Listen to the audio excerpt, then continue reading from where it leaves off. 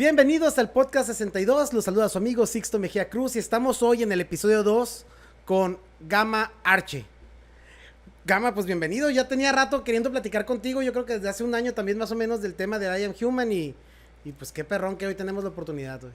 Digo, igual, ¿no? Muy entusiasmado. Nada más debo aclarar que hace ya más de 2 años que traes la idea de hacerlo.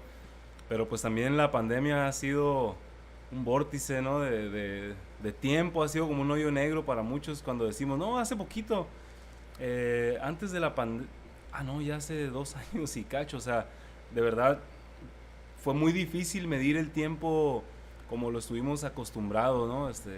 Anterior a este fenómeno, pero pues igual entusiasmado de estar acá.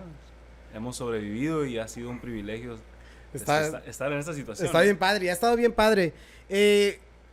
I Am Human Academy. Ujú. ¿Qué es y cómo nace, carnal? ¿Cómo este proyecto? Yo solo de afuerita de lo que he visto y más o menos como lo que me he relacionado es con esa puerta de color roja que está en la entrada del I Am Human Academy y tuve la oportunidad de ir a dar una plática con los chavitos ahí que andaban con el tema del emprendimiento sin importar la causa, ¿no? Y yo ahí tengo la mezcla de que es entre educación y es entre algo como una especie de coach, pero no es coaching, pero una mezcla muy extraña que yo no termino de definir. Qué padre que hoy tengo la plática y la oportunidad para que me la definas, carnal. ¿De qué se trata? ¿Qué es I Am Human Academy, güey? Es muy importante, viniendo de alguien que le gusta definir mucho conceptos y cosas, no casarnos con una definición de lo que es I Am Human, porque en realidad el humano está constantemente evolucionando y en esa evolución también debe de evolucionar el concepto, debe también de pasar por la infancia, debe de pasar por una adolescencia, ¿no? por el puberto, también debe de pasar por la madurez, del semiadulto adulto a la vejez y como todas las cosas, eventualmente algo tendrá que morir, ¿no? Pero la definición quizá que sostiene en el momento en el que tú y yo hablamos, yo creo que es un espacio en el que se celebra la educación, pero solo para el humano intrépido. Y sigo dejándote muchos huecos, pero vamos llenándolos yo creo que conforme la plática. Pero ¿qué significa un espacio que celebra la educación para el humano intrépido? Necesitamos redefinir la educación por completo. Cómo nos llega, cómo se empaqueta, cómo se nos dosifica, cómo se me obliga. Y la otra es ese ciclo o ese proceso por el cual me haces pasar. Todo ser humano pasa por los mismos loops y los mismos aros y los mismos trucos y los mismos obstáculos, pero todos somos tan diferentes. El mundo ha cambiado, las personas han cambiado y el molde es el mismo. O sea, en vez de cuadernos uso iPads. ¡Wow! ¡Uy! Es genial lo que haces. No. El humano intrépido es aquel que está dispuesto a poner en jaque, poner en duda lo que te dice la abuela, lo que te dice la mamá, lo que te dice el profesor o la profesora. Y cuando hablo de un espacio que celebra la educación de ese humano intrépido es atrevernos a buscar. Significa que no tengo las respuestas últimas, pero estoy dispuesto a buscar y la escuela convencional, anquilosada, no está dispuesta a buscar porque se cree que sostiene las respuestas. Y siempre, esto ya lo hemos platicado tú y yo muchas veces. Tener la respuesta es quietud, ya no necesito moverme porque ya la tengo, ya la logré. Pero si tengo una duda, si tengo una pregunta, la duda y la pregunta me carcomen, me obligan a moverme, a buscar. Eso se trata de buscar. Se llama I Am Human. Este espacio, el center se llama I Am Human y el proyecto se llama I Am Human precisamente porque el humano está al centro. Aquí hay algo, una distinción y ahorita te permito preguntarme otras cosas, pero para poder ponerle ya ese punto sobre la I de lo que te estoy diciendo es, nosotros hemos sido humanos por título, ¿no? Porque pues nací, soy un humano y tan, ¿no? Pero andamos por la vida sin responsabilizarnos de las propiedades, habilidades y responsabilidades que se debe de sostener por ser humano. ¿Por qué? Porque soy humano por título, no por construcción consciente. Lo soy porque alguien me lo heredó y así nací. Pero nos falta esa responsabilidad. Para nosotros, I am human con un punto al final es esa construcción del yo soy humano. Parte del yo. Entonces me soy consciente y luego soy. Entonces ahora hay una construcción desde el yo hasta llegar al humano. Hay una responsabilidad, hay propiedades, hay habilidades que conlleva o que vienen con el paquete de ser humano. Pero ¿en dónde demonios nos están preparando para este paquetazo, no? Dentro de esta introducción que acabas de hacer bien padre del I Am Human, me queda claro que es este espacio para el humano intrépido. Y hablamos de este espacio para la educación. Tienes un video con tu hermano, está en las plataformas digitales, respecto a que, bueno, el título del video es La escuela es una mierda, ¿no? Es correcto. La escuela es una mierda.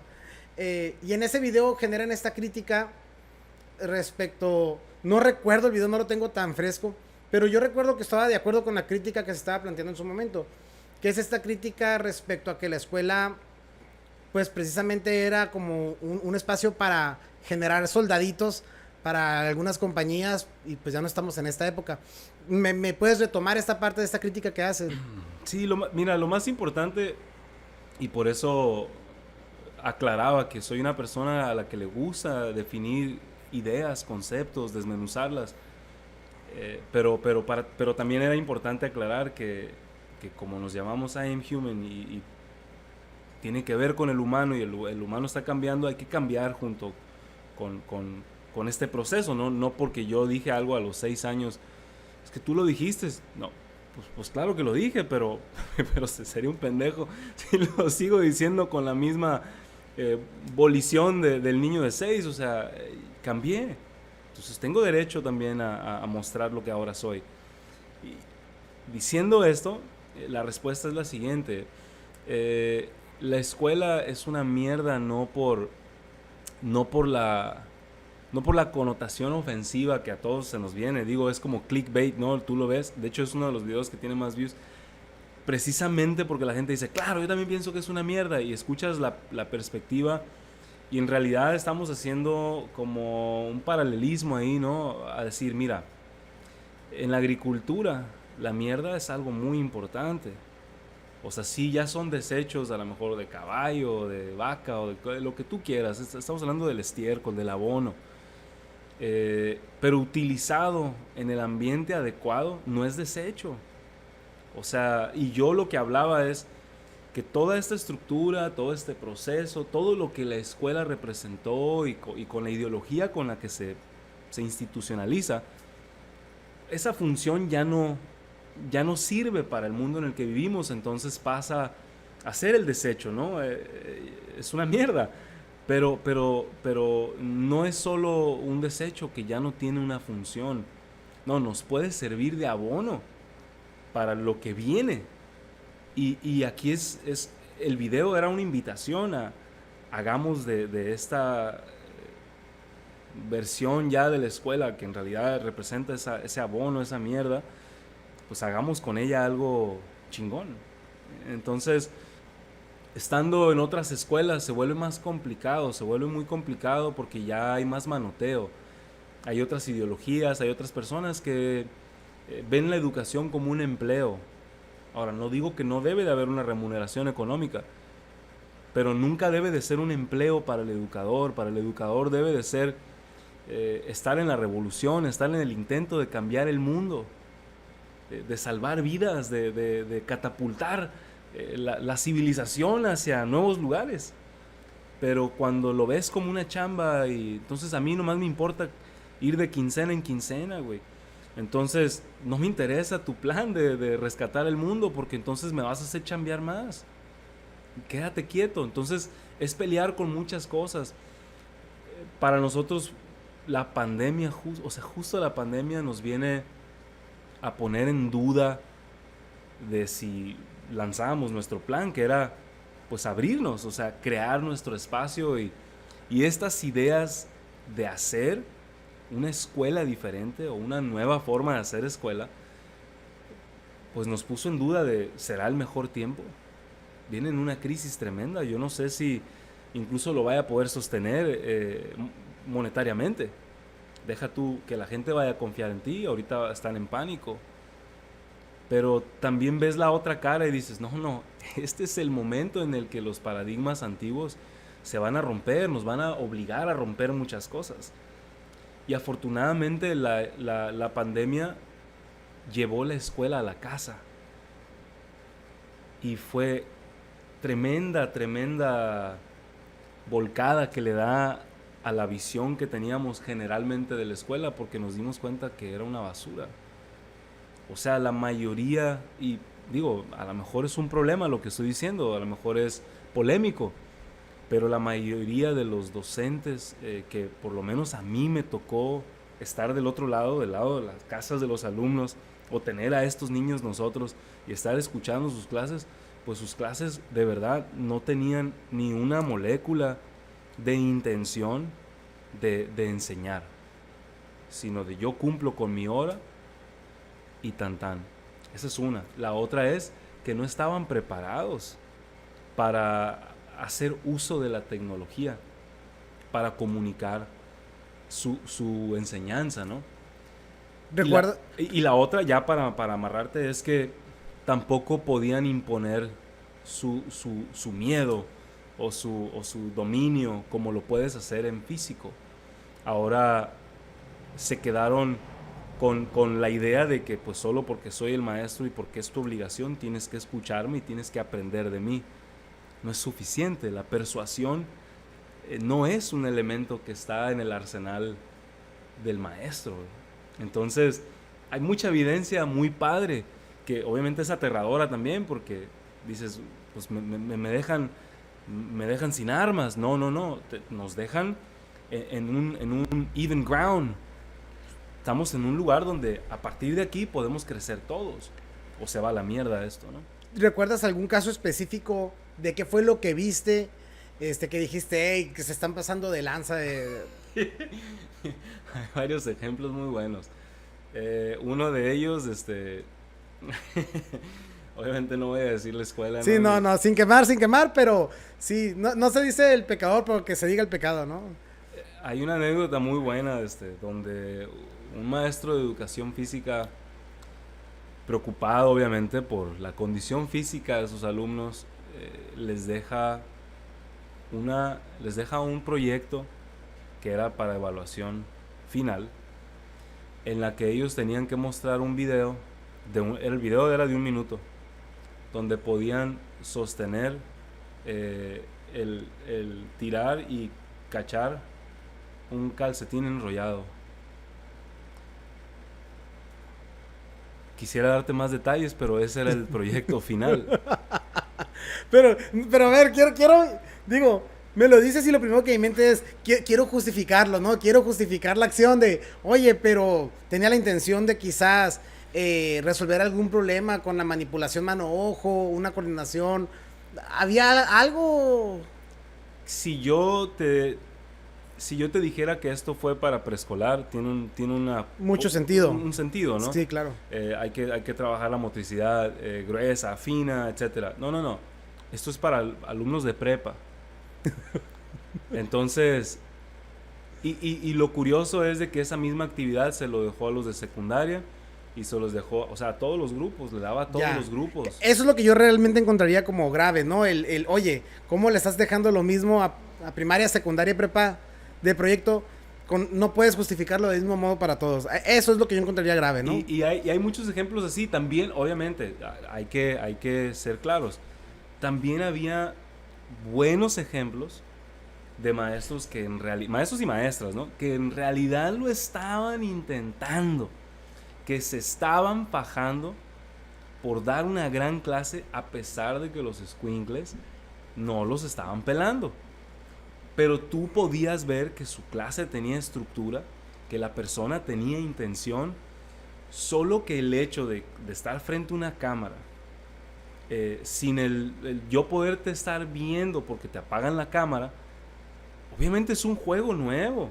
Es un juego nuevo en el que yo, ¿cómo le hago? Pues tampoco, como yo te decía, la persuasión es una herramienta que no está en la mayoría de los educadores, no está en su arsenal y es muy desafortunado, pero la persuasión es muy importante, la comedia es muy importante, es mantener atractiva la clase, o sea, tu tema, tu tópico tiene que seducir, ¿no?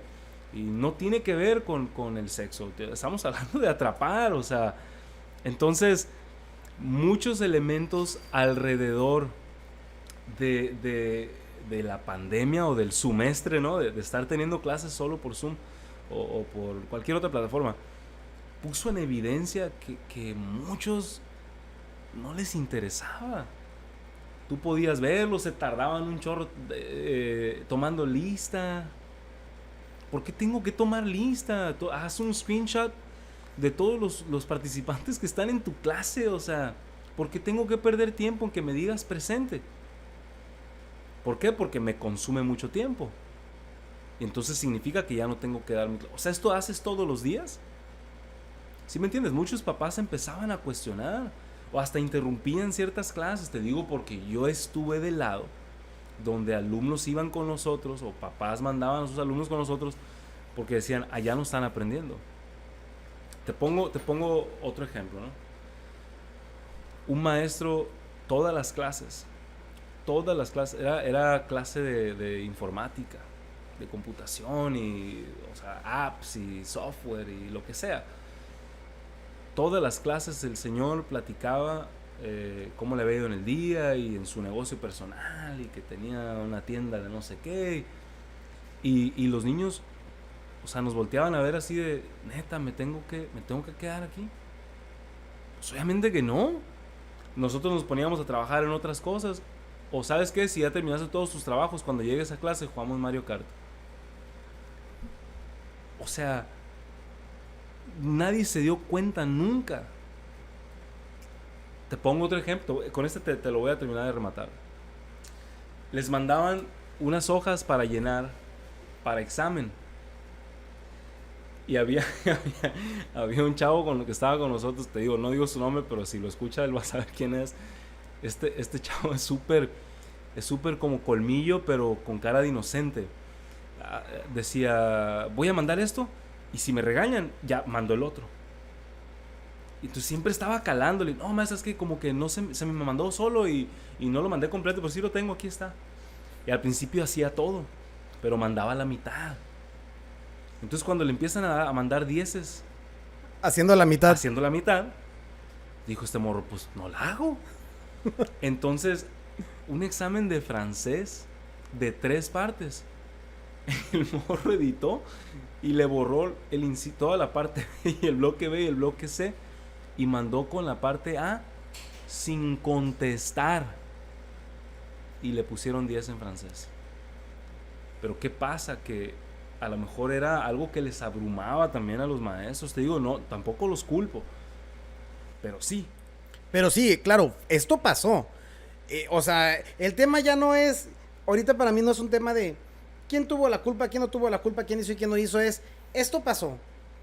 Tuvimos toda una gama de generaciones con problemas con la educación desde el hogar, desde la casa, y se notaron todas las debilidades del por qué todavía no estamos listos para un proceso de esta magnitud, que fue forzada, me queda claro. Pero lo bonito de esta experiencia es que nos quedan todas las debilidades que son áreas de oportunidad como para mejorar. Yo tuve la oportunidad de ver algunas instituciones que empezaron a tener videos de, oye, mira cómo usar tu Zoom, cómo hacer como una especie de clase virtual, cómo poner esos componentes que activen la atención de tus alumnos y estuvo bien padre. Desconozco quiénes lo hicieron, cuántos lo hicieron y cómo lo hicieron. Pero si me voy a una estadística a nivel nacional, estoy seguro que esta situación es más grave de lo que puede parecer. Y eso, Sixto, es tomando la parte más ligera de tu proceso educativo, que es lo académico. O sea, obviamente la escuela navega con que eso es lo primordial, pero en realidad eso no es lo más importante. Si yo te pregunto que hagas un recuento de los maestros que más influenciaron tu vida, te vas a acordar a lo mejor de muy pocos, 2 o 3 a lo mucho, pero encima de eso no te acuerdas de la materia, sino te acuerdas de las charlas, de los consejos, de los debates, del jalón de orejas, de que te hablaran como adulto. No recuerdas la materia. O sea, el contenido académico ni siquiera es la punta del iceberg, ¿no? Y esos ejemplos que te doy es la pérdida que alcanzamos a notar en este proceso de ponernos en evidencia con el semestre, ¿no? Pero existen otros elementos cruciales que ni siquiera están sucediendo. ¿Cómo qué? Mira, en un aspecto fraternal, estamos muy lejos de tener una conexión, porque el maestro sigue queriendo jugar el rol de la persona que sostiene las respuestas. Por lo tanto, se pierde la oportunidad de ser humano junto con el alumno o la alumna. Entonces, está más concentrado en imponer sus ideas, sus respuestas, su contenido en la secuencia que él o ella lo quiere dar, que en la experiencia de conocernos y de yo como adulto ayudarte a descubrirte como persona. Ese aspecto social, porque tiene que ver una relación entre humanos, aprovechar la energía del grupo y cómo construirnos, eso no se está haciendo. Tú le puedes llamar orientación vocacional, o le puedes llamar cívica y ética, y le puedes llamar sociales, tú le puedes llamar a lo que quieras, pero todas las materias se atienden igual. Entonces, y la otra es, no todos aprendemos de la misma forma, ni todos aprendemos con el mismo ritmo, pero ningún alumno puede reprobar. Tampoco quiero que los repruebes, pero ¿es real eso? ¿La vida así funciona? ¿La vida te califica? No, digo, finalmente no, realmente no. Al final del día, la educación compone estas herramientas que te permiten ir a atender una vida de un modo distinto al que si no hubieras, bueno, es que... Piensa, mira, te interrumpo por esto. Sí. Piensa en el impacto social que tiene lo siguiente. Una persona pasa por un proceso de 2 años de kinder, 6 de primaria, 3 de secundaria, 3 de prepa, ponle de entre 4 y 8 o 10 de universidad con maestría. Son muchos años. Y en todo este proceso, el sistema te califica. Sí. Entonces, yo he sido educado, he sido programado para tenerle miedo al fracaso, para tenerle miedo a intentar algo fuera de la caja o del guión, porque entonces soy tachado como un fracasado, como alguien que tiene un 5, como alguien que no es aceptado, no pertenezco. Entonces, ¿cuál es el impacto que tiene una persona o muchísimas generaciones de personas que son educados bajo esta lupa, y luego yo los suelto al mundo y en la vida real esto no funciona así? Sí, y va todavía más profundo en el sentido de que no desconozco las estadísticas para hablar del dato duro, voy a hablar desde mi opinión únicamente, pero creo yo que igual el trabajo de la educación se le dejamos mucho a los maestros. En su gran mayoría es, a ver, mijo, vaya a la escuela y que te enseñan a leer y que te enseñen a escribir y que te enseñen a usar la computadora y que te enseñen, y luego vemos cómo le hacemos y seguimos caminando adelante. Sin embargo, no estoy diciendo la gran mayoría porque estoy seguro que hay padres que se sientan a garantizar la educación. Pero hablando de mayorías y hablando de esta opinión que insisto en desconocer la estadística de los números, pero hablo únicamente de mi opinión y de mi sentir a las experiencias que he tenido. Si yo comparo a un niño que no tuvo la escuela contra un niño que sí tuvo la escuela y los pongo a competir en temas académicos, pues claro, el que tuvo la escuela se lo va a llevar de calle con temas de a lo mejor números, matemáticas, español y computación, claro. Pero estoy seguro que si los pongo a competir en un tema de a ver quién se avienta lo primero para conseguir dinero o sacar algo de lo que ocurre en la vida de convence a este señor de que haga algo y que te ayude a echarte la mano con esto, estoy seguro que el niño que no tuvo la educación y que tuvo educación de calle, vamos a llamarle, se lo va a llevar de calle.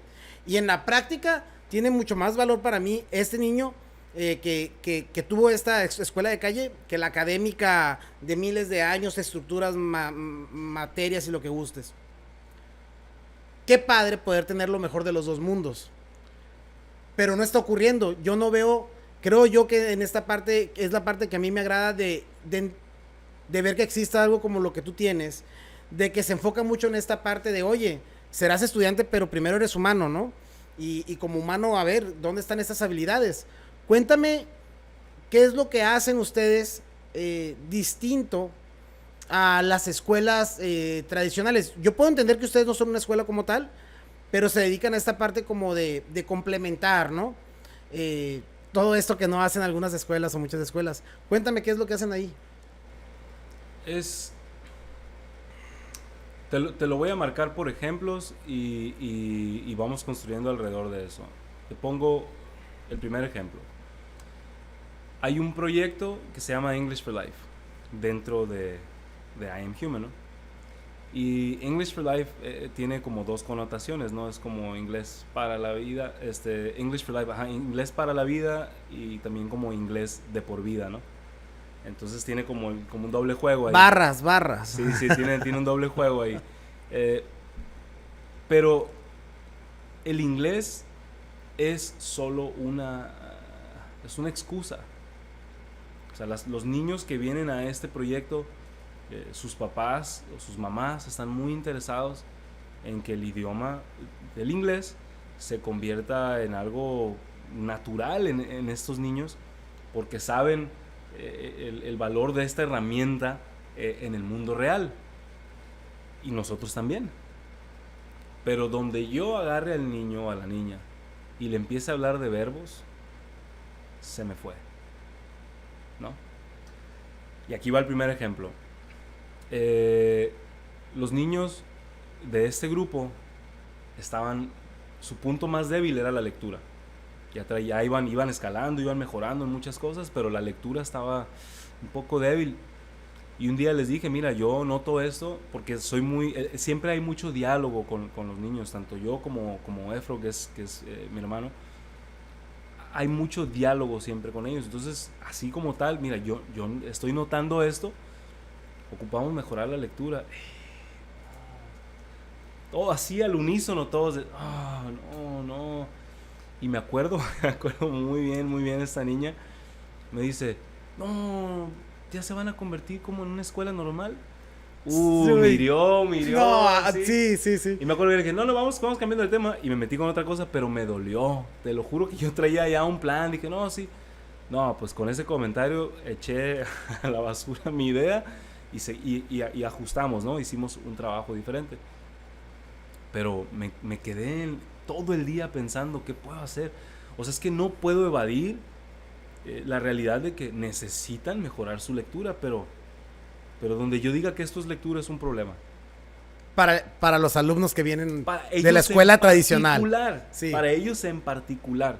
Entonces yo no puedo trabajar con un programa ya establecido porque a lo mejor otro grupo sí le encanta la lectura y lo que no les gusta es hablar.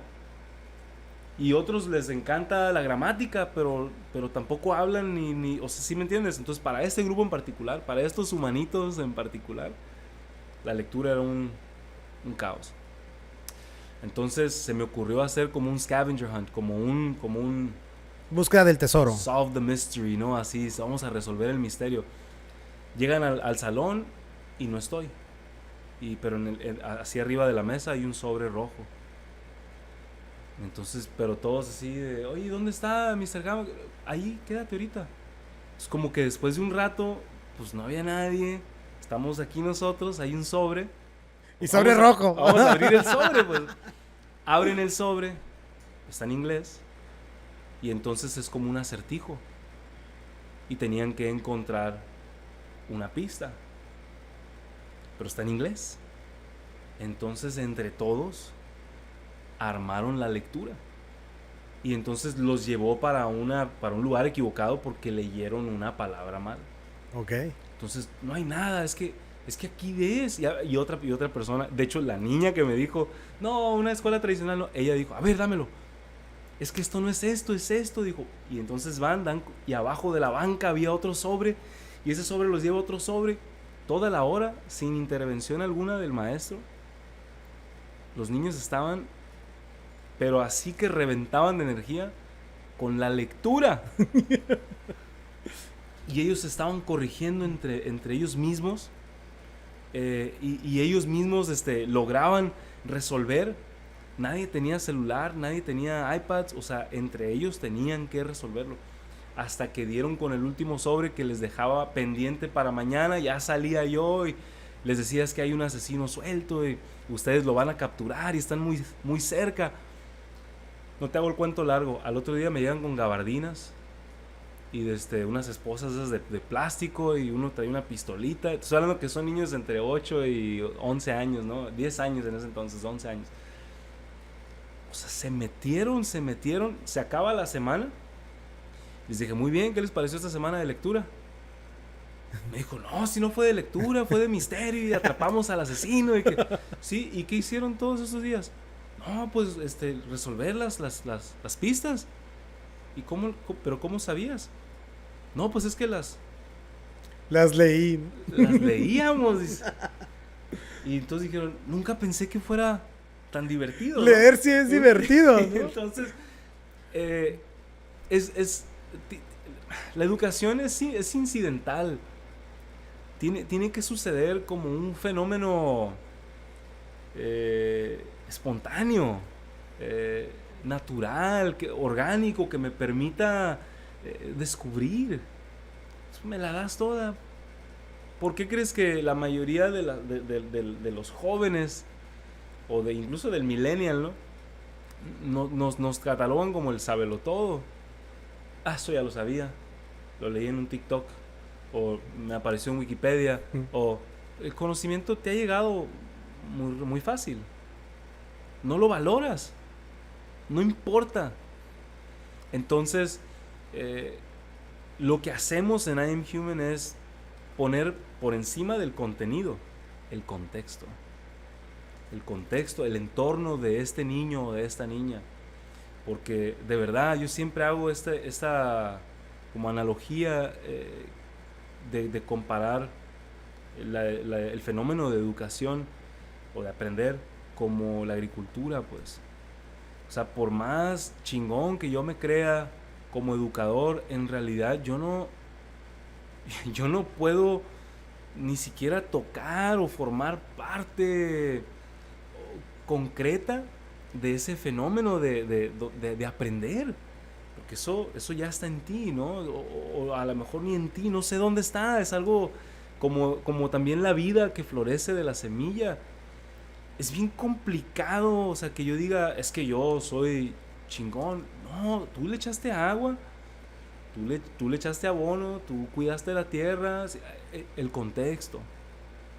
Pero que tú hayas hecho algo para que la vida de esa semilla se dé, no, bueno, hay que ser tan arrogantes. Entonces, lo que hacemos en I Am Human está muy enfocado, por resumírtelo, al contexto. Qué padre que existan, qué padre que estén funcionando, qué padre las experiencias que están dando. Me gustaría, retomando esto que estabas comentando respecto a las herramientas digitales que están a la mano de todos, y la educación el conocimiento que esté a la mano de un clic, de una búsqueda en Google. Ya no es tan importante, oye niño, tú nunca vas a traer una calculadora en la mano y por eso tienes que aprender a sumar, ¿no? Oye niño, tú no sabes qué pasó en tal fecha, todo lo tienes en Google. Considerando esto, ¿qué herramientas consideras tú que son las más necesarias hoy para afrontar esta realidad de que el conocimiento ya está al clic de todos? ¿Qué consideras tú que debiera estar fortaleciendo todas las nuevas generaciones como para llegar a un punto donde realmente este conocimiento que lo tienen a un clic puedan fusionarlo con la vida y con lo que les depara. Una vez, un escritor y obviamente amigo mío que admiro y que obviamente tú lo conoces, Adolfo Ramírez, me hizo la pregunta, ¿cuál crees que sea? Me dice, dame una ventaja y una desventaja de esta sociedad de alumnos hoy, ¿no? De estos jóvenes, de estos estudiantes. Y les dije que la ventaja era que ellos tenían el mundo a un clic. Me dijo, ¿y desventaja? Que tienen el mundo a un clic y no saben qué hacer con él. Entonces, por ahí vamos a arrancar, ¿no? ¿Por qué no saben qué hacer con el mundo? ¿O por qué no saben qué hacer con todo esto que está a su disposición? Porque siempre estamos enfocados afuera, y dejamos de observar al que opera. O sea, que está aquí, nos guste o no nos guste, la vida sigue pasando por sigue pasando por esto, sigue pasando por mis emociones. En ninguna etapa de nuestra formación existe un espacio en el que nos podamos poner a trabajar en esto. Te estoy diciendo que el maestro de educación física me da un chingado calcetín para tirar para arriba y cachar cuando yo estoy en prepa.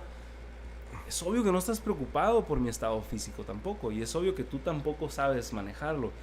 Y te digo, es triste, pero mi capacidad o hasta dónde yo voy a llegar en experimentar lo físico también tiene que ver con el estado en el que está mi cuerpo, en el que está mi mente, en el que están mis emociones. No saben qué hacer con el mundo que está a su alcance, porque tampoco saben qué hacer con esto que está a su alcance. Entonces, herramientas, hay que... Es muy complicado como pinpointer, o sea, hacerte un bullet, como bullet points. Sí, como mencionarme, esta es la lista de las 10 cosas que deben de hacer. Es muy complicado, pero si lo vemos a grosso modo, la adaptabilidad, la contemplación, saber estar en silencio, que entiendan un concepto tan sencillo como la biología de los hábitos.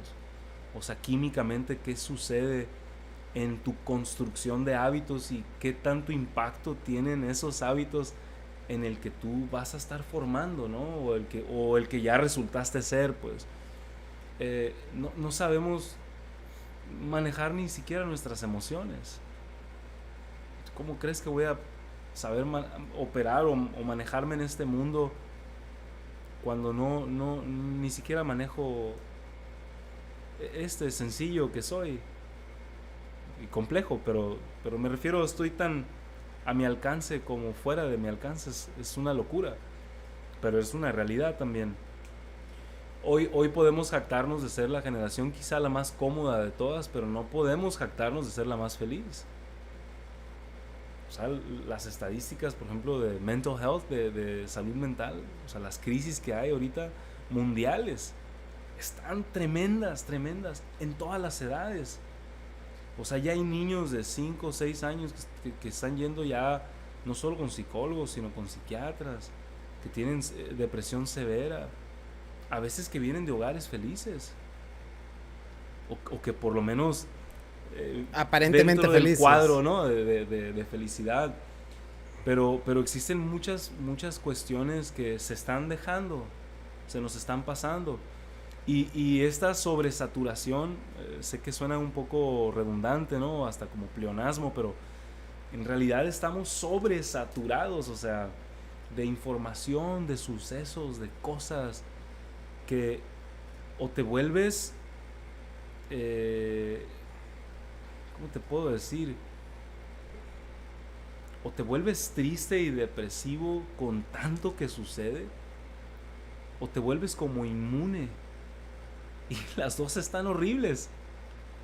Entonces, la preocupación no es hacia el estudiante, la preocupación es hacia el humano. Siempre. No me importa. Y te digo, I Am Human es un espacio en el que trabaja con personas de todas las edades.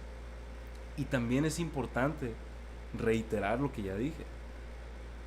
No es que tengamos las respuestas, no es que somos los más chingones, no es que aquí todas las podemos. No, somos un espacio que celebra la búsqueda. Estamos dispuestos a buscar contigo. Todo nuestro tiempo está enfocado a buscar contigo. Y eso no es fácil de encontrar en otros lugares. ¿Cómo nace I Am Human? ¿Cómo nace este proyecto? Me queda claro que somos la suma de nuestras experiencias en general, pero ¿qué detonó? ¿Qué se detonó en ti? ¿Cómo fue este proceso que ya me toca a mí hacer este proyecto? Eso es en lo que yo creo, eso es lo que tengo que hacer. Veo que existe la necesidad y que entre tu ser consciente de decir, oye, ya es hora, ya es momento, vamos a darle. ¿Quieres como el momento epifánico donde explota en mi cabeza y digo, eureka, esto es? O en realidad la verdad, ¿no? Porque la verdad se construye de diferentes peldaños. La verdad, carnal. Aquí la neta, la mera neta del planeta. Mira, muchas de mis historias o muchos de mis momentos de revelación comienzan con el mismo punto. Cuando yo tenía como 4 años, mi papá me llevaba siempre a un taller que él tenía de refrigeración y hacía varias cosas ahí, pero era un taller y para mí era como Disneylandia, porque el día que yo descubrí, por ejemplo, el desarmador, te digo, tengo muchos flachazos, no recuerdo el día a día y obviamente el tiempo, pues es una pendejada para un niño, no en la concepción del tiempo no puedo dimensionarlo, pero recuerdo, tengo flachazos de que este momento fue importante. Porque me gustaba desarmar cosas y era como, a la madre, esto era una pieza y ahora son 80, ¿no? Y nunca me interesaba armarlas. Mi papá odiaba que le dejara todo desarmado, pero hubo un día en que descubro, como amor a primera vista, eran 2 ranuritas. Y yo veía que a veces conectaban cosas ahí.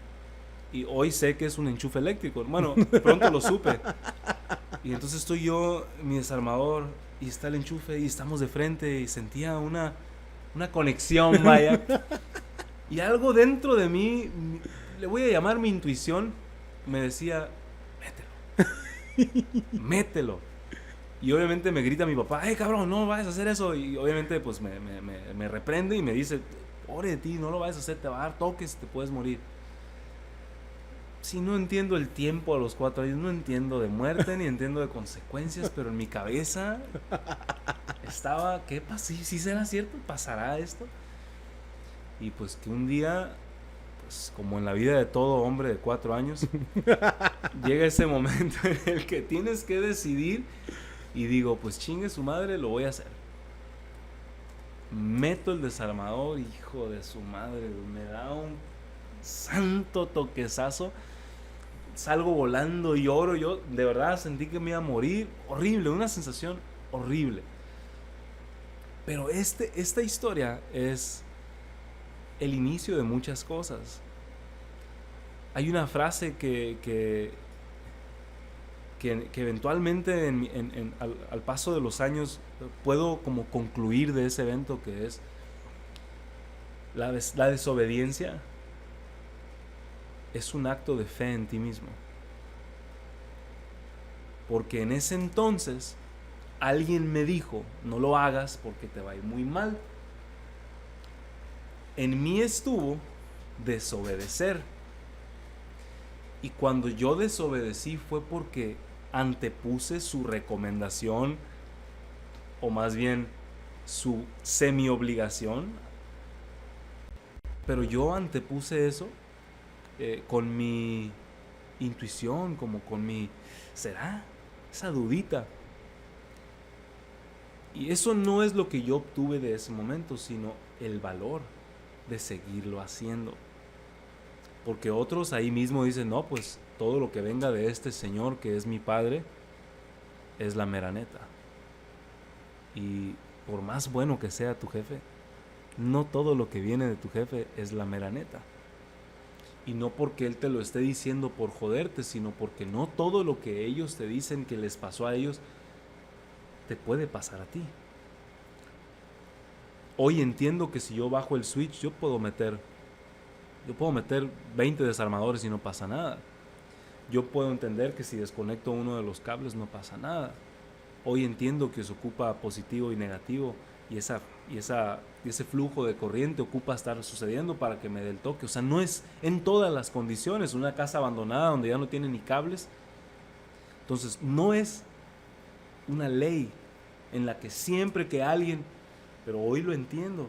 Pero en ese momento lo que yo entendí fue como a reconocer ese valor de, me la juego. Entonces, para responder... Quedaste vivo, pero me la juego, todo bien. Gracias por la recomendación, jefe. Me la juego, pero es importante entender que la desobediencia es como apostarte a ti mismo, ¿no? Decir, ¿sabes qué? Yo creo que no.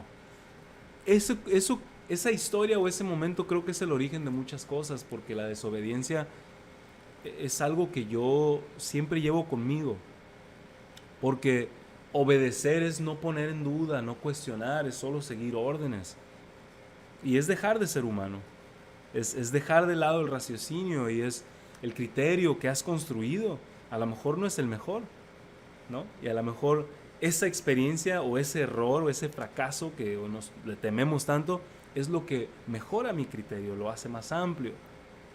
Entonces, si yo no tengo esa experiencia, pues entonces ya me la pelé. Y la oportunidad de expandir mi criterio y mi experiencia de vida, pues ya la trunqué. Entonces, ahí te va. El primer punto es aprender a desobedecer un poco. A construir un criterio a base de errores y fracasos y sudor y lágrimas y llanto. Pero cuando estaba en la Ciudad de México, cuando me fui a vivir para allá, yo me fui con una intención muy diferente a la educación. Quisiera detenerte tantito. Sí. Voy a regresarme tantito, ¿no? Que la pregunta fue el cómo llegas al I Am Human. Sí. Pero... No creas que se me ha olvidado. No, me queda claro. Lo que quiero es que, quiero hablar también de tu libro, de Incidental Education of an Untamed Soul. Ahí está, publicidad. Uy, no, acá. No, pero en este libro viene parte de tus historias, parte de tu formación. De hecho, viene la anécdota que me acabas de comentar. Quiero que me quede claro, para enfocarme. Básicamente, esta es tu guía, o gran parte de tu guía que te lleva a lo que viene siendo I Am Human hoy. Son pasos muy importantes, sí, porque el título se traduce como la educación incidental de un alma indomable, ¿no? Y este concepto de como educación incidental es como una serie de sucesos que tú no planeaste o estas eventualidades que se te presentan van construyendo tu educación.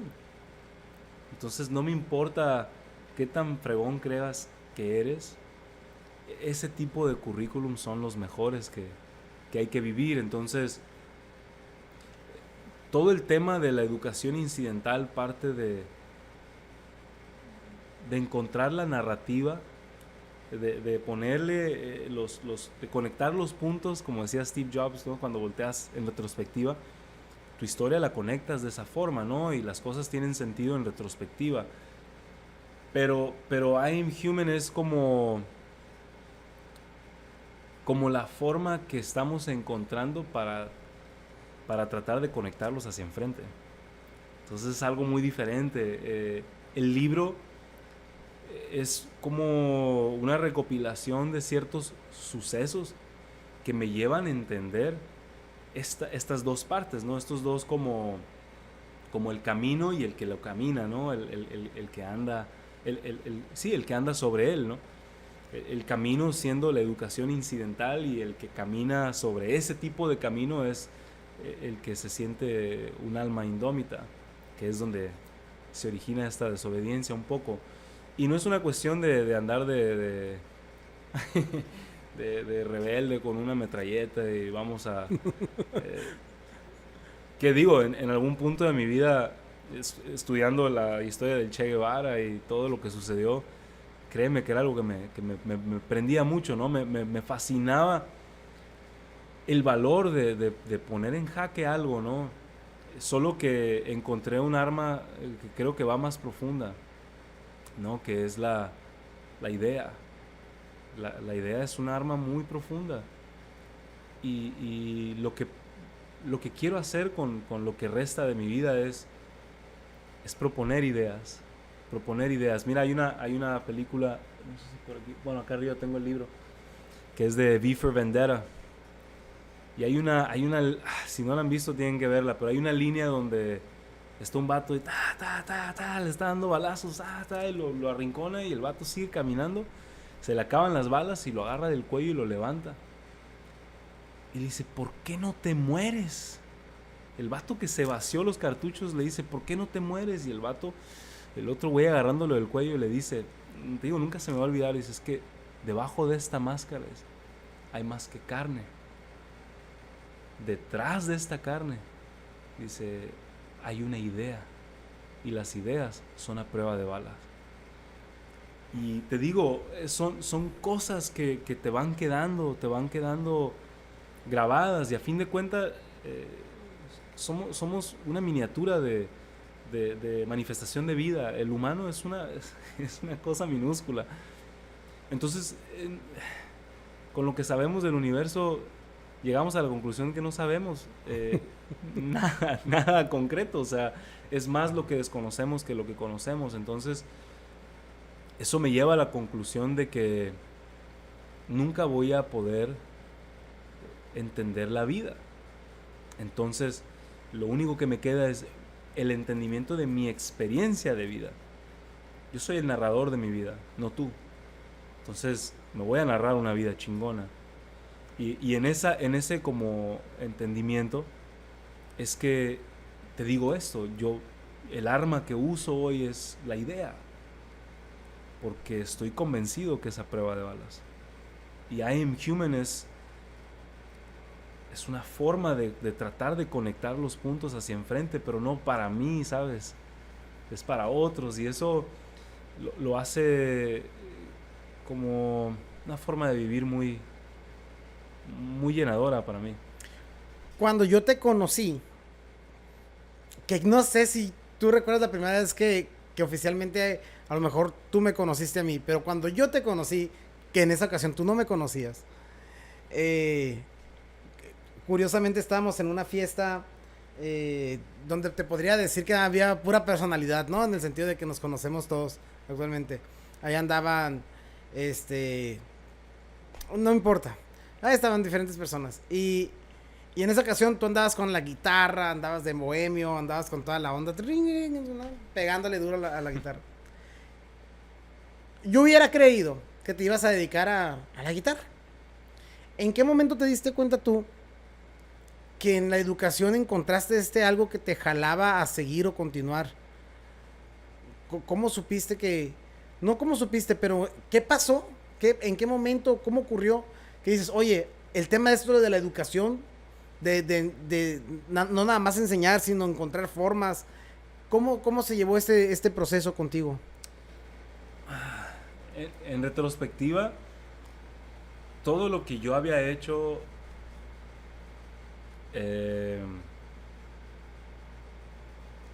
antes de llegar a ese momento en el que yo dije la educación es algo verdaderamente importante, entendí que todo lo que yo había hecho antes de eso había sido porque yo iba a ocupar esas herramientas. Te doy esta idea, hablando de ideas. Cuando descubro el jazz como forma de expresión, como construcción musical, como esta cosa bellísima que tiene el jazz, te empiezas a dar cuenta la complejidad de hacerlo, ¿no? Son 4 o 5 canijos o canijas en el escenario, cada quien en un instrumento diferente, y a lo mejor hay un estándar de jazz, o sea, significa hay una pieza ya establecida, pero los 5 o los 6 o los 4 sabemos que en cualquier momento yo voy a agarrar pinche monte y tú me vas a seguir. Y yo sé que los demás también. Y a ver cómo le hacen. Porque yo no tengo tiempo de hacerte una partitura y de decirte, voy a agarrar para allá. Fíjate, el jazz es una improvisación colectiva constante. Entonces, tú dices, ¿cómo haces eso? El nivel de conocimiento y la sintonía que tú tienes con tu intuición, la sensibilidad que tienes al momento, todo esto juega un rol importante para poder, pues, seguir a alguien en su búsqueda sobre el instrumento, ¿no? Era increíble esto. Entonces era de estar estudiando y ejecutar y escuchar y tener muchas referencias. Cuando yo llego a la educación y cuando la educación empieza a parecerme algo muy importante, digo, el educador tiene que ser como un jazzista. Sí va a haber cosas establecidas, estos estándares, pero el estándar es una excusa para agarrar monte, para explorar. Si yo no tengo las suficientes herramientas necesarias, pues no puedo seguir a nadie. El educador está frente a un grupo de 10, 15, 20, en escuelas públicas hasta de 40, 50 personas. ¿Cómo crees? ¿Cómo crees que las 50 van a querer agarrar para donde yo voy? A veces el fenómeno te lleva a otra parte. No tengo herramientas para hacerlo, no te puedo seguir. La música nunca partió, nunca dejé de hacerla. Solo la perspectiva cambió. La utilidad de la música cambió. La música ya no la uso para que me veas ni me escuches. La música la utilizo para entender cómo llegar a ti. Es muy diferente. Antes yo quería que tú llegaras a mí, que tú me veas. No. Ahora la música me ayuda para verte a ti. Eso es una vuelta tremenda. Tú comprendiendo el jazz, haces esta analogía con la educación que me parece bien interesante. Pero para que puedas lograr la analogía, tuviste que haber tenido alguna experiencia o alguna opinión respecto a la educación. ¿Cómo es que llegas a la analogía? Porque si bien lo pudiste haber aplicado a otros temas, lo aplicaste a la educación. ¿Cómo llegas a esta analogía con la educación? Pasaron dos eventos al mismo tiempo y fui muy afortunado. Y aquí es donde yo digo que la educación es incidental. Y estos dos sucesos que fueron, pues, una cosa de suerte, ¿no? Hasta donde yo lo alcanzo a ver, son los siguientes. Yo me mudo a la Ciudad de México y hace rato te lo iba a comentar, que tiene que ver con la construcción de I Am Human, ¿no? Todo esto nos va a llevar a esa respuesta. Yo me mudo a la Ciudad de México porque estaba persiguiendo la música. Quería llegar a más masas. En el estado de Sonora había logrado lo que, pues, normalmente se esperaba de alguien que estaba en ascenso, ¿no? Había tocado en los mejores foros, en materia de jazz estaba compartiendo escenario, abriéndoles conciertos a personas dentro de la escena que eran muy importantes, ¿no?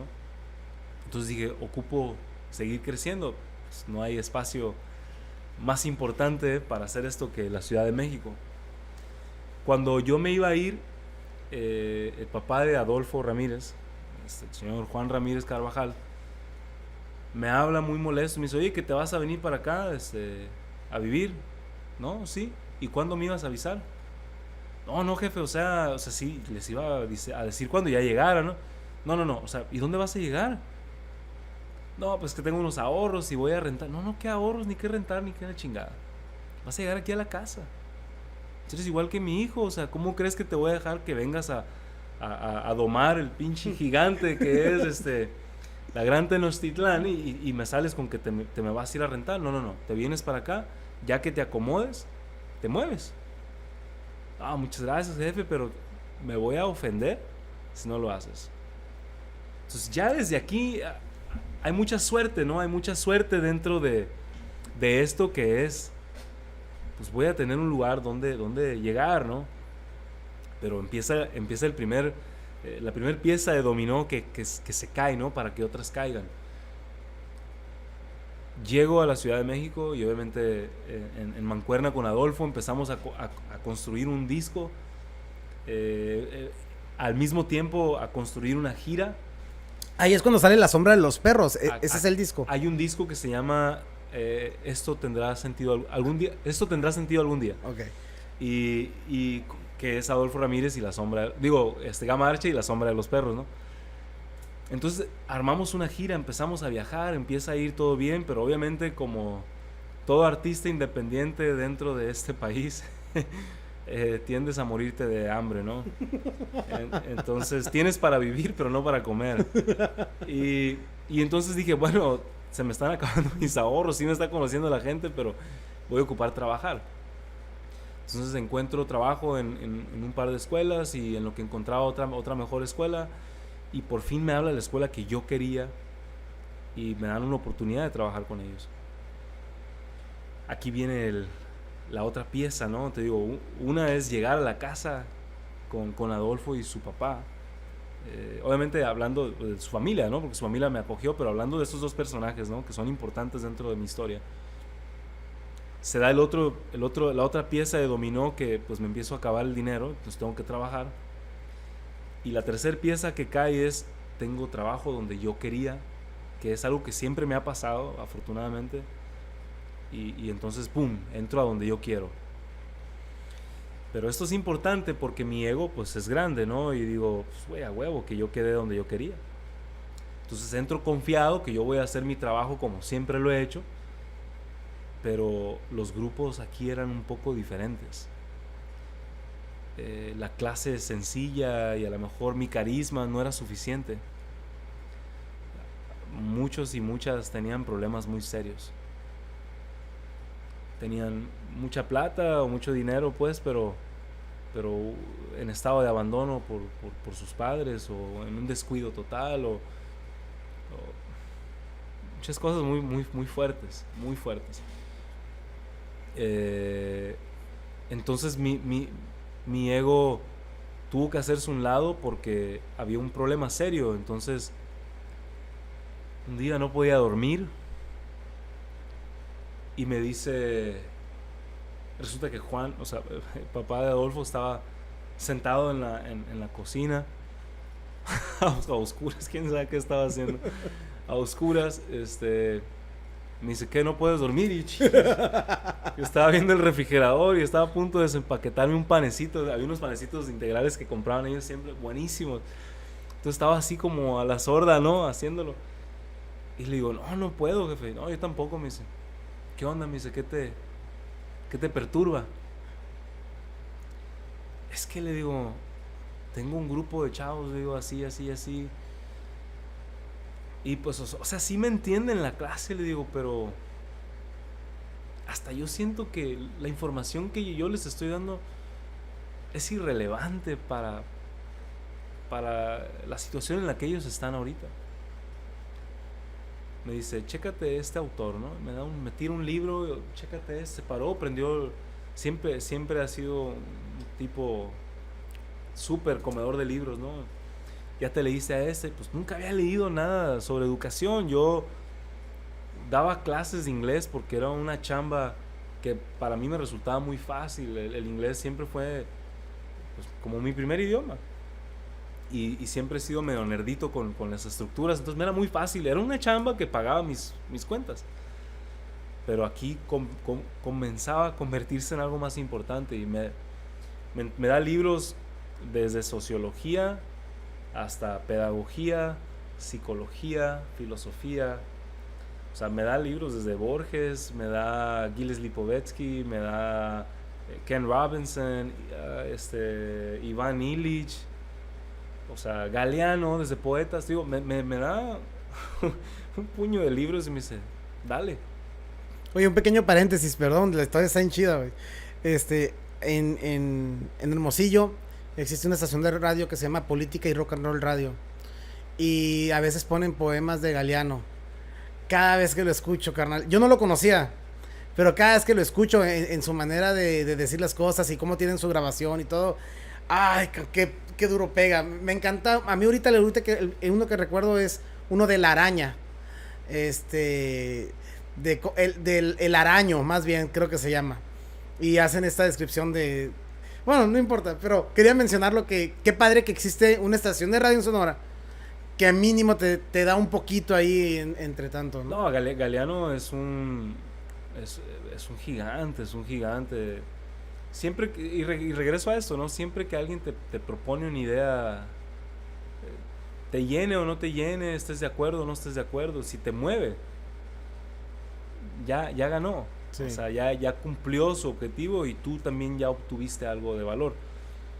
Pero me da a esos escritores y por primera vez mi lectura comienza a dejar de ser como, sí, es esto, sino a, no creo que sea.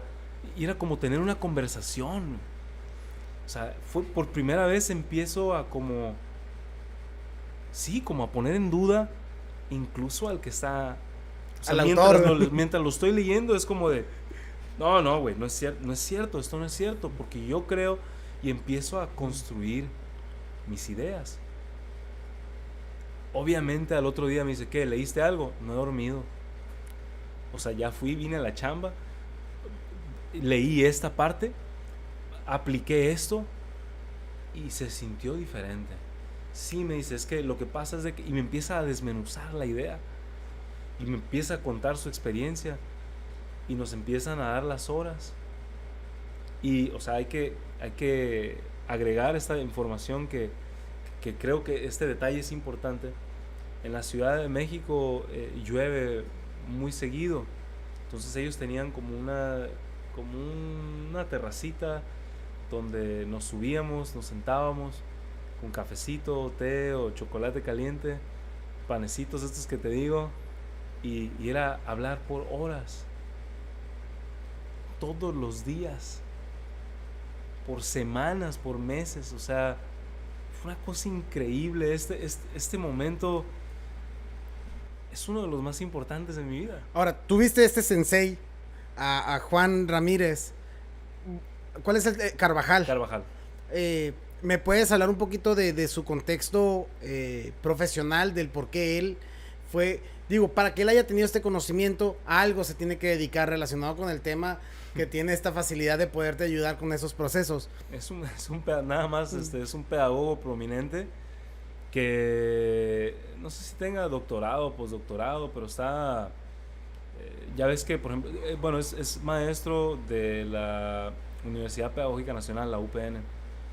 Y siempre hay rankings, ¿no?, dentro de las universidades, y está rankeado como un pedagogo, pues, de primera, ¿no?, como si fuera catedrático.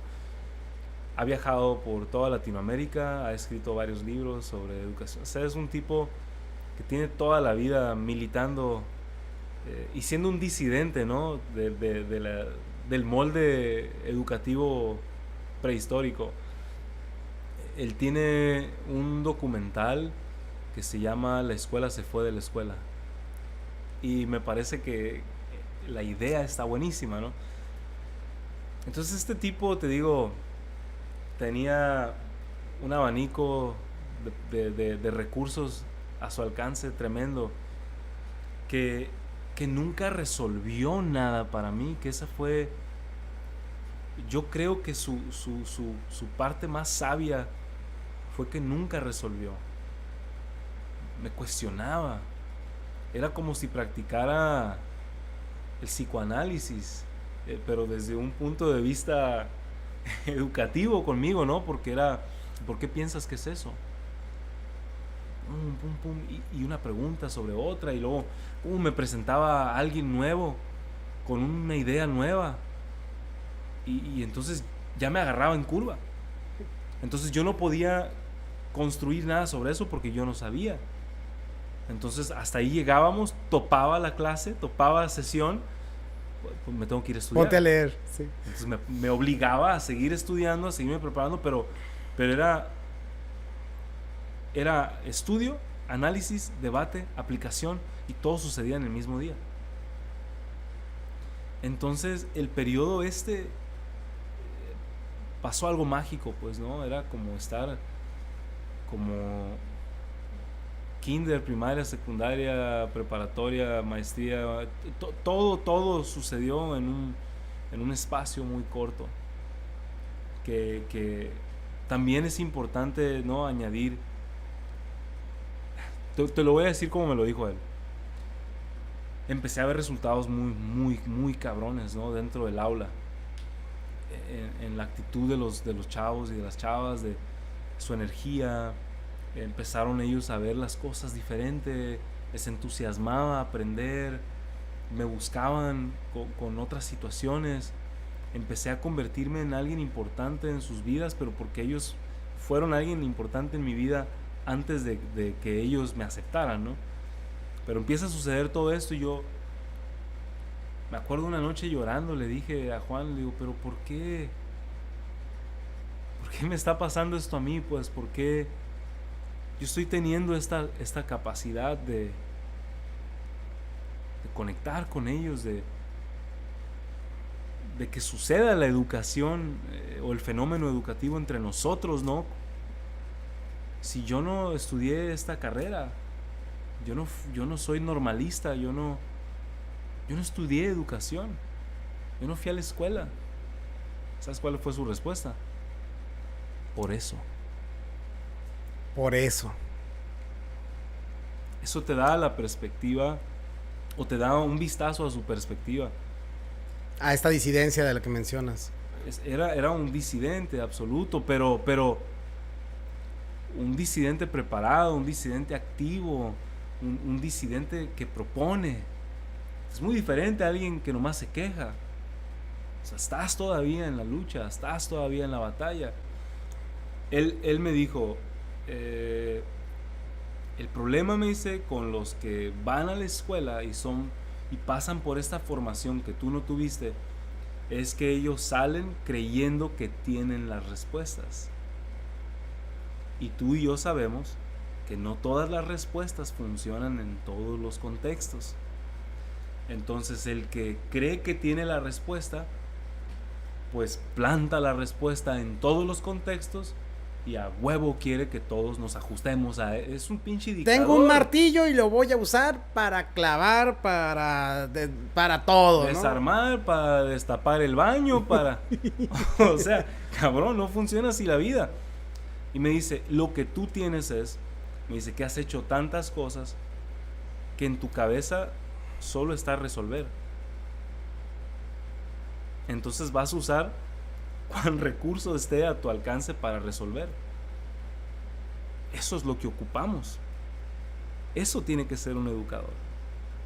Alguien que tenga esta plasticidad, esta adaptabilidad, este repertorio, este arsenal de herramientas para lo que suceda. Yo aquí ahorita mismo voy a encontrar la forma. Entonces, ese evento, ese periodo de mi vida cambió todo. Y obviamente hay una cereza del pastel / tiro de gracia en este periodo. O sea, hay una culminación de este proceso que termina con yo siendo despedido, ¿no? Sí, cuéntame de eso, porque si viene en el libro, quería preguntarte lo que bueno que acabas de tocar el tema. Sí, tienes esa experiencia donde te manda a llamar la directora de la escuela, del plantel. ¿Y qué pasa? Lo que pasa es de que yo estaba a sus ojos usando prácticas no tradicionalistas. El brujo, ¿no? De la época. ¿Cómo que en tus clases no siempre usas el libro? odiaba el libro, güey, yo de alumno, o sea, ¿cómo voy a andar de hipócrita queriendo? Y además, güey, o sea, tú aprendiste español con libros, no seas mamón, tú ya ibas, ya cuando fuiste al kinder ya hablabas. Entonces, no tenía sentido para mí, ¿no? Entonces, te digo, yo estaba haciendo una práctica muy radical. Entonces me mandan a hablar y... Pero con resultados. Sí, o sea, los niños, los jóvenes estaban aprendiendo inglés, además de que estaban entusiasmados, se sentían protegidos en la escuela, no se querían ir, sentían que tenían a alguien en quien confiar porque sus vidas estaban un poco vacías y siendo adolescente con este pinche enjambre de hormonas y desmadre que está pasando, es complicado darle sentido a muchas cosas, ¿no? ¿Por qué no veo a mis papás todo el día? El niño no entiende que pues ahorita está difícil para darte la calidad de vida que te estoy dando, tenemos que chingarle los dos.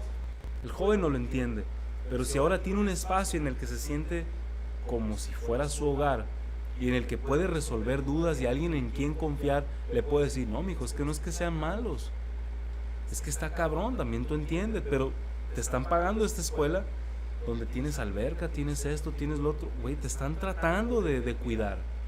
Yo sé lo que ocupas, ellos también, pero es difícil dártelo todo, ¿me entiendes? Entonces, en esta reunión les presento yo mi evidencia, digo, mira, está pasando esto, está sucediendo esto, aquí están sus resultados, mira sus calificaciones, que no viste las obras. Querían que saliéramos bailando en un Christmas play. Y yo les dije, no, güey, ¿cómo va? Cantando una canción, güey, no cantan, no es un coro esto, o sea. Entonces armamos una obra, la construyeron ellos, no, una cosa tremenda. Entonces les digo, mira todos los resultados. Sí, pero el libro no lo está siguiendo. Entonces le digo, le empecé a hablar de Illich, de todo lo que había leído y mis pláticas bajo la lluvia con Juan Ramírez y... Me dice la directora dueña, nosotros hemos utilizado este método por quién sabe cuántos años y ha jalado, ha funcionado, no queremos que cambies nada. Entonces le digo, oye, pero pues también hace, o sea, siglos se creía que la Tierra era plana, o sea, pero dada la evidencia, pues solo los pendejos seguían profesando y asesinando al que decía que no. ¿Tú cuál vas a hacer? Así le dijiste.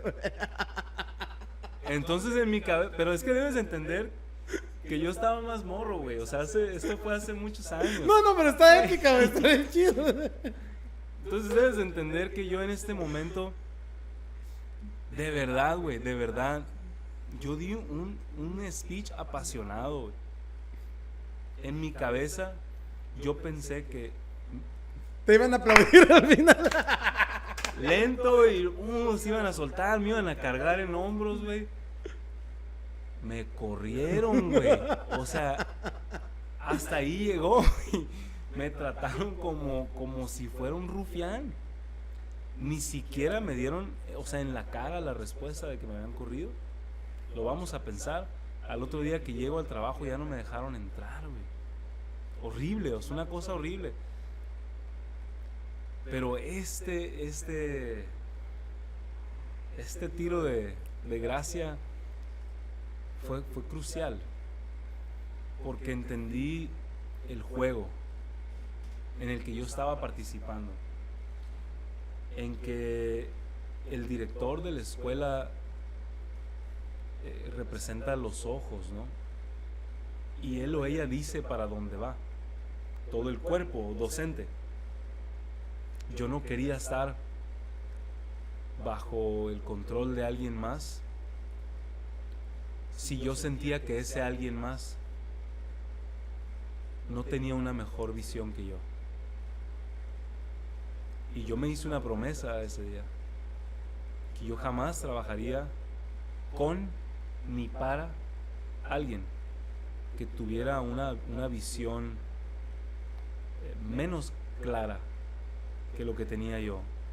Alguien como Juan Ramírez tiene una visión posiblemente más clara, no lo sé, hace mucho que no tenemos esos debates de horas, pero es alguien en quien yo podría confiar. Pero si me pones a alguien que yo creo que tiene esta perspectiva retrógrada, perdida, inútil para los jóvenes, yo me prometí no volver a trabajar con esas personas. Entonces mi siguiente trabajo fue con esta encomienda, ¿no? Con este compromiso en mi cabeza, y yo decidí dónde trabajar. Yo puse las condiciones, las personas que me dieron la oportunidad se aventaron el tiro conmigo, y la verdad soy muy agradecido porque ellos permitieron, o sea, ellos me dieron la facilidad, me dieron los recursos, me dieron el apoyo para yo poner en práctica todas estas ideas que comenzaban a tener un chingo de sentido. Cuando ellos deciden,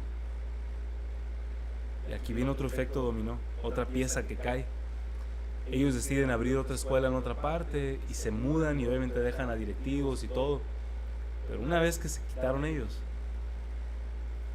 todo el cuerpo funcionó diferente, se enfermó. Y a mí, en vez de facilitarme, era una imposibilidad. Pero también me permitió dos cosas más. La primera es darme cuenta que yo ya estaba listo para dirigir algo más grande que un salón de clase o más grande que un departamento dentro de una escuela. Y la otra es que me permitió traerme a mi hermano,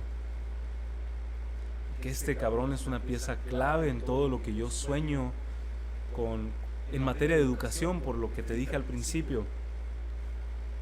La vida, nos guste o no, nuestra experiencia de vida corre a través de este cuerpo, corre a través de la mente, corre a través de las emociones. Efro es un güey, tú no lo puedes conocer si no lo ves moverse. Ese güey, cuando se mueve es todo. Tiene una fuerza que yo no tengo en ese rubro. Es algo que yo tengo débil. No porque esté escuálido, ¿no? Ni todo flacucho. Me refiero a no tengo el acceso a experimentar la vida en lo físico como él puede hacerlo. Entonces es una pieza fundamental, y este güey yo no lo había podido. Yo, de hecho, cuando llegué a la Ciudad de México, yo me lo quería llevar, porque yo ya traía ideas, estos flachazos de estas pláticas, pero todo estaba muy en el aire. Pero este proyecto, esta escuela con la que empezaba yo ya a llegar a mi fin, en esa recta final me permite traerme a este loco, ¿no? Hay un paréntesis. En el proceso en el que estás trabajando con esa escuela, donde con los dueños empiezan a construir esto, tú generas o creas un proyecto que lo llevas a una competencia, que ganas internacionalmente. Cuéntame un poquito de eso. Sí, mira, pasaron varias cosas. La escuela ya estaba inscrita en un par, literal, o sea, eran 2 competencias internacionales en la que la escuela participaba, pero no habían obtenido lugares importantes. Entonces, cuando yo llego y hablo con los dueños, les presento mis ideas y les digo que traigo muchas cosas que creo que pueden cambiar el juego, ¿no? de educar. Les entusiasma mucho, y ellos vieron una oportunidad de meterse por ahí, pero para ellos son los premios internacionales, ¿no? Si logramos premios internacionales, pues nos posicionamos como una mejor escuela. Ese es el gana del alumno y la escuela. Pero para mí era, si ellos me permiten utilizar estas competencias como excusa para poner a prueba mis ideas, yo ya gané también. Entonces ganamos todos. Era una situación así idónea, ¿no? Perfecta. Yo empiezo a crear espacios dentro de la escuela. en los que ellos lo metían como inglés a la hora de calificarlo, pero pues, no eran clases de inglés. Todo sucedía en inglés, pero eran jóvenes que ya tenían un nivel avanzado. Se crean proyectos como Project Legacy. Este proyecto estaba muy padre porque no era específicamente sobre competencias internacionales, pero más bien era sobre exploración. Alguien decía, güey, yo quiero tener un podcast, fíjate, sueño con esta onda, y otros morros le siguen el rollo porque es el líder. Sí, hay que hacer un podcast, chingón, pues, ¿cuál es la idea? No, es que mira, yo de niño, sí, entiendo el sueño. Vamos a hacer, ya te dije que sí, vamos a hacerlo. ¿Qué ocupamos? No, pues micrófonos, una compu, fregón, hazme la lista. Entregaban un listón, ¿no? Ok, hay que conseguirlos, ¿cómo lo hacemos? No, pues hay que decirle a nuestros papás que, no, mi niño. O sea, aquí no, yo no veo los nombres de sus papás. No veo las fotos de sus papás aquí atrás. No, este salón es de nosotros, este proyecto es de nosotros. ¿Tú quieres o tu papá sueña con esto? No, pues yo, resuélvelo. Tienes 3 días, dame una solución de cómo vas a conseguir el presupuesto para comprar todo este desmadre. Entonces, era una clase en la que, yo quiero cantar, o yo quiero pintar, yo que chingón, vamos encontrando que la idea era cómo vas a déjame una pieza que te represente como legado, ¿no? Por ahí va la premisa. Pero estas otras clases eran sobre los proyectos,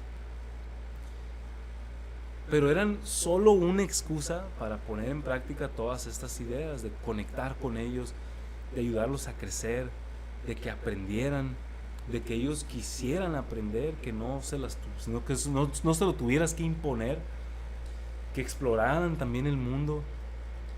Para hacerte el cuento corto, en estos 5 años, mira, en los 2 años anteriores, antes de que yo llegara, ellos habían ido a estas 2 competencias solamente, y ellos habían ganado,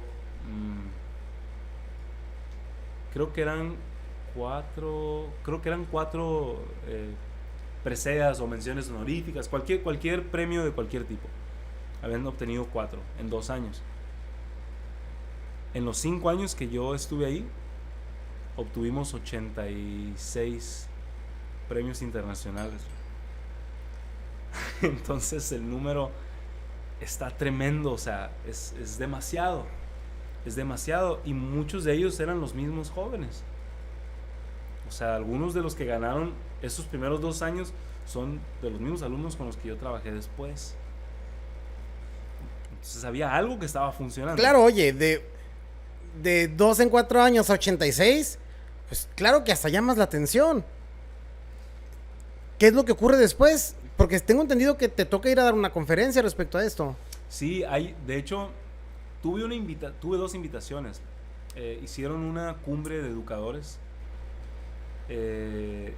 Y haz de cuenta, estando en Londres,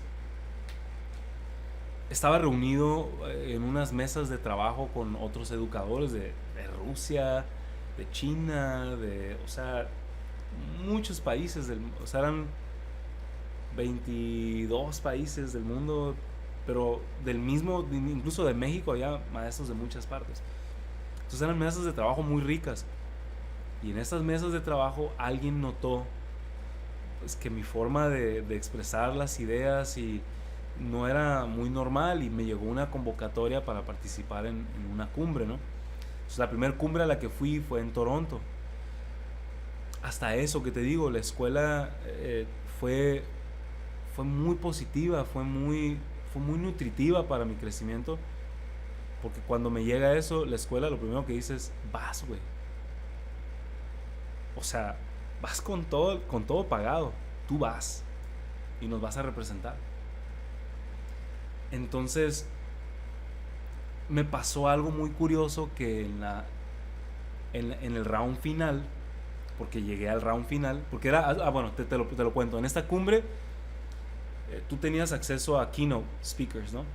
A conferencistas, pedagogos cabroncísimos de todo el mundo, perros. Y entonces tenías un round en el que tú convivías con estos conferencistas, tomabas sus talleres, sus charlas, y después tenías un round de retos. Dentro de estos retos, pues tú, no sé, ocupo que definas, ocupo que el mejor resumen del tema fulano que vimos con tal persona, pum, y se van clasificando. Y en la recta final, tú haces una propuesta dependiendo, ¿no? Pero tiene todo eso alrededor de la educación. Y lo hicieron en equipo. Y a mí no me latió las personas con las que me tocó en el equipo. Y yo no tomé un rol más demandante, que es como yo normalmente soy. Y dije, nada, pues todo bien, pues que cada quien participe. Y a la hora de desmenuzar el tema, las áreas que les tocaba desmenuzar a estas personas, no lo hicieron bien. Y no gané. Entonces, tú me conoces, güey, soy un cabrón muy competitivo. Me quedé con la varilla, o sea, horrible.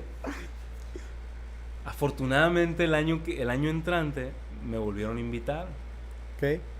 Y afortunadamente el colegio me volvió a mandar, y esta vez fue en Colombia.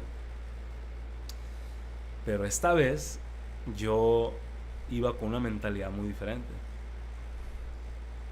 No iba con la mentalidad de ganar, porque había crecido en este año. Pero iba con la mentalidad de: el mensaje es tan importante, este mensaje que tengo que darte es tan importante que no puedo dejarlo que se merme por nadie. No sé cómo le voy a hacer, pero yo voy a encontrar la forma que este mensaje llegue. Y llegó. Me tocó traerme el primer lugar mundial en la cumbre de educadores en Bogotá. Y el tema tenía que ver con todo lo que he aprendido, ¿no? Sobre la práctica, sobre este fenómeno, ¿no? que sucede, y cuál es tu rol dentro de todo esto, ¿no? Pero te digo, se ha puesto en práctica, se han obtenido resultados brutalmente diferentes incluso a mí mismo, cuando yo no los tenía, estos recursos. Y no siento que esté como creando. No es como, Montessori. No me gustaría que fuera así como, este es el modelo de Arche. No me interesa mi nombre, no me interesa que me aplaudas. O sea, hay vidas de por medio, hay una generación o generaciones de por medio. Estamos lacerando nuestras oportunidades de un mejor futuro. Te digo, I Am Human es conectar puntos hacia enfrente. Espero, si hice mi trabajo adecuadamente y si la vida me dio para que lo hiciera en ese tiempo, yo sueño con poderme morir y que esto pueda seguir, y que la duda y la búsqueda y esa inquietud sea lo que mueve todo esto, ¿no? Obviamente con el humano siendo la espina dorsal, el objetivo, que lo sea todo. Regularmente, en el contexto actual en el que papás vivimos, sociedad en general, la manera de dar legitimidad de las cosas es a través de documentos y papeles emitidos por el gobierno. Oye, tú eres, necesito un ingeniero, pues me traes tu título de ingeniero. Tú eres un maestro en impuestos, pues te traes tu maestro en impuestos. Tú eres un licenciado de educación, pues me traes tu título de licenciado de educación. Con este contexto siempre se ocupa una especie de licencia que garantice que eres lo que dices que eres. Bajo esta situación, ¿qué consideras tú que te da a ti Gamma o a I Am Human esta legitimidad ante la sociedad de que son de verdad, sin tener necesariamente estos documentos? Yo te la regreso bien fácil a tu propio contexto, al mundo a lo mejor en el que te desarrollas. Si tú dices, yo necesito un ingeniero, y te cae un ingeniero recién egresado. Tú dices, no te contrato porque ocupo 2 años de experiencia mínimo. ¿Por qué? Si ya tiene el título. Claro, porque consideran que el título a veces no es suficiente para las características. Que en temas de recursos humanos se basan mucho en estadística, ¿no? Como ya ha pasado muchas veces, de 100 currículums que voy a recibir, considero que 2 cumplen con las características y meten muchos filtros con la finalidad de ahorrarse entrevistas. Y quién sabe qué otros talentos se estén perdiendo a través de la manera en que se hacen las cosas. Mi opinión personal de tantas cosas que he vivido con temas de recursos humanos. Pero entiendo que es un tema de eficiencia mal buscada, le voy a llamar, porque creo que hay muchas cosas que se están haciendo mal y que se pueden hacer mejor. Sí, pero aún así es un conocimiento, ¿cómo se puede decir? Cultural, o sea, todos sabemos que si yo ya tengo mi título, pero no tengo experiencia, es muy probable que no vaya a agarrar una chamba buena. Así es. ¿Por qué? Porque este papel no certifica que sabes lo que yo necesito. Pues entonces, ¿para qué me das el papel? ¿Por qué me lo das ahora? Hazme pasar entonces por un proceso en el que ya tengo la experiencia y entonces me lo das. ¿Qué no me estás certificando que ya sé? O sea que, y la otra es, nadie se puede graduar de la universidad si no tiene, dependiendo de la carrera, un 70% del inglés. Y no nos hagamos pendejos, que la mayoría, yo te puedo asegurar que ni el 70% de los egresados tienen la más mínima idea de cómo utilizar el inglés en su día a día. ¿Sí o no? Tú, en tu experiencia. Sí, no, es real, ajá, es real. No, es difícil. Los exámenes internacionales no los pasas realmente. Pasas el examen de la escuela, pero no uno con una métrica de mayor grado de profundidad conversacional, práctico y llámale, ¿no? O sea, entonces, todo este esquema de te doy el papel, te certifico, te avalo y los cuelgo aquí todos para que veas que soy bien chingón y saco el pecho. Y si yo no puedo aplicar algo, no me sirve. No me sirve tu información certificada. ¿La sabes aplicar, sí o no? Es todo lo que me importa. Incluso la industria. La industria ya tira tu currículum a la basura. Yo te digo, con un pinche currículum de 8 hojas, lo tiras. Nadie va a leer 8 hojas. Si hay algo que creo que le doy una pasada, si hay algo que me interesa, bueno, lo dejo para el tercer filtro.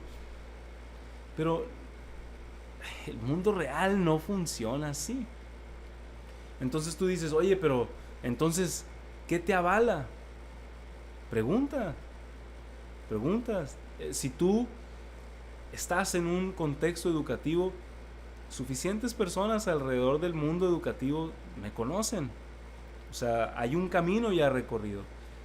Y la otra es, escucha, busca todo lo que ya yo he soltado en charlas, en discursos, en conferencias, en podcasts como este, mi libro. Checa, ¿te late, no te late? ¿Cuáles son los riesgos si tú lo corres en darme la oportunidad de trabajar con tu hijo o tu hija? O sea, ¿cuál es el riesgo que corres? Y la otra es, ¿cuál es el escrutinio por el que tú pasas a la escuela a la que tú dejas a tu hijo por 10 horas? Entonces, ¿me vas a hacer pasar a mí por aros y chingaderas? Va, nos la jugamos. Pero ¿y la escuela donde dejas a tu hijo? ¿Los puede pasar? Y esa es una gran pregunta, ¿no? Esto me lleva a mi última pregunta de la noche. Comentas que I Am Human es este ente orgánico que no sabe todas las respuestas, pero está dispuesto a recorrer este camino. Con lo que viste con el tema de la pandemia, con lo que has visto en temas profesionales, porque vaya, cuando hablamos de educación, quizás en esta plática nos enfocamos por el tema de las experiencias pasadas, muchos a la parte de niños.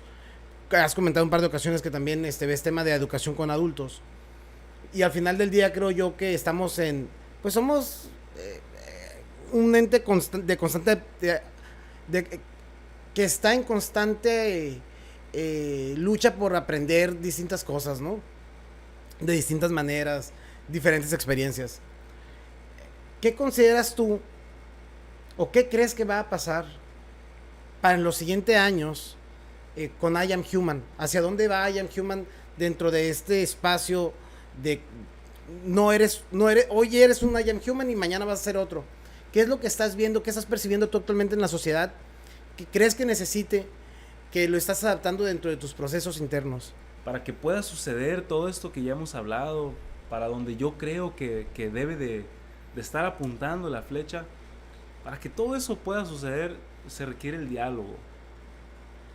Y el ego de alguien que tiene un certificado que dice que yo soy educador.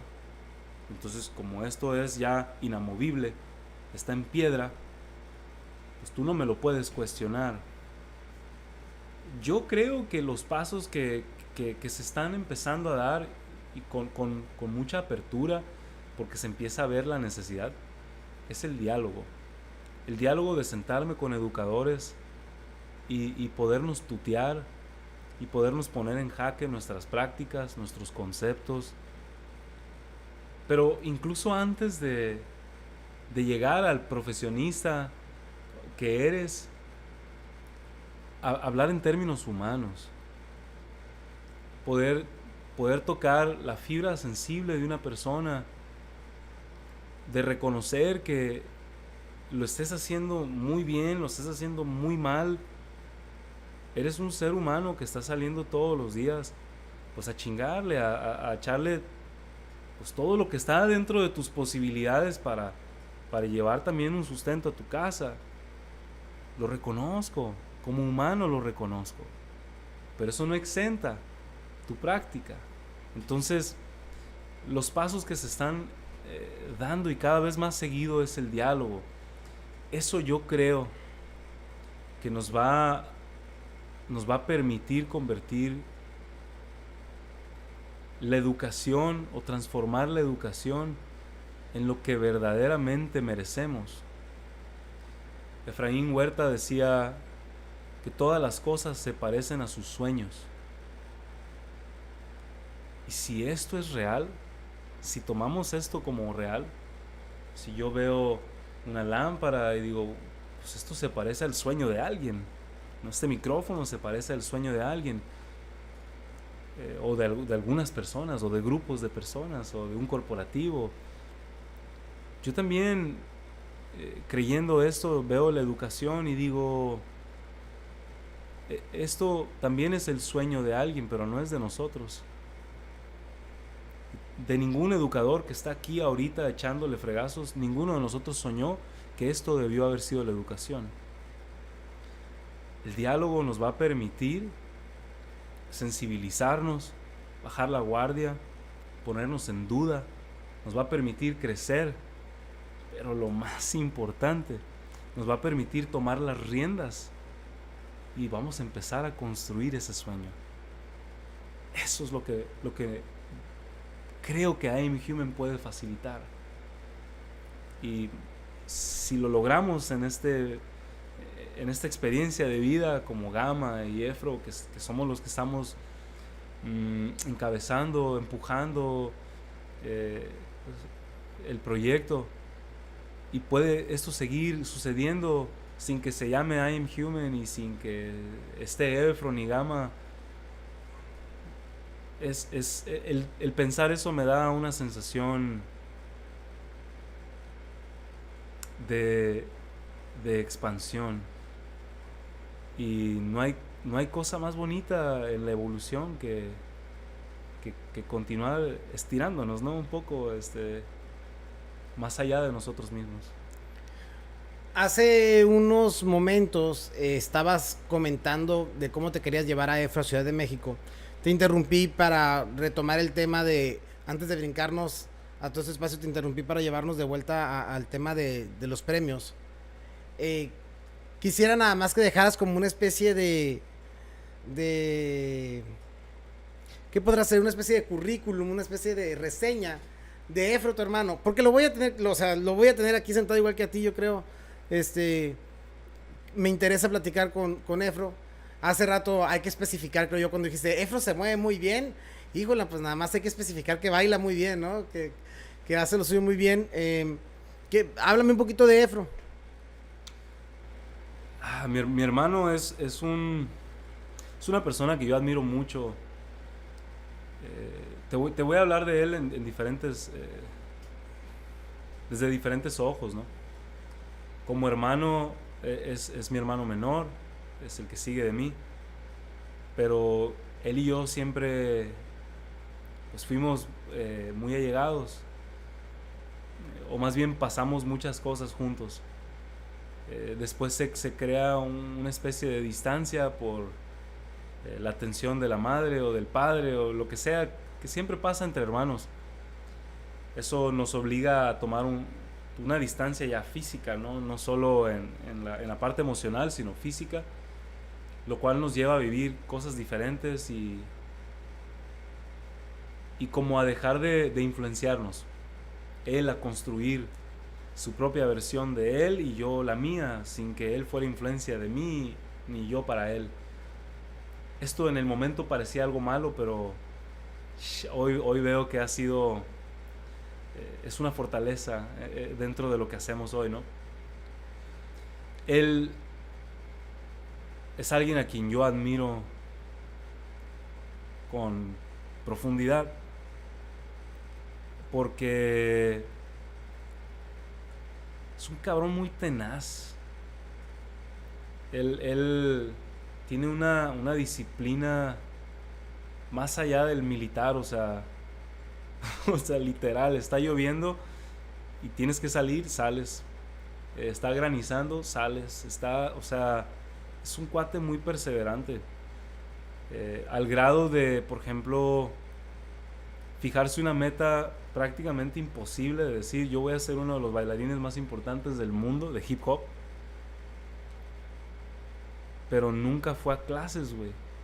O sea, este vato veía videos de YouTube y sacaba, al principio sacaba coreos de los Backstreet Boys y nosotros le dábamos carrilla. Pero te estoy diciendo, es un güey muy tenaz, o sea, a él le valió la burla, le valió, siguió creciendo y eso seguía ahí. Hasta que se convierte en uno de los bailarines más importantes del mundo. Y pues, ¿qué más quieres que te diga? No, hasta ahí, porque spoiler alert, ¿no? Para el podcast que vaya a grabar con él. Sí, güey, pero... y en materia profesional, pues es un vato que estudió la licenciatura en enseñanzas de inglés.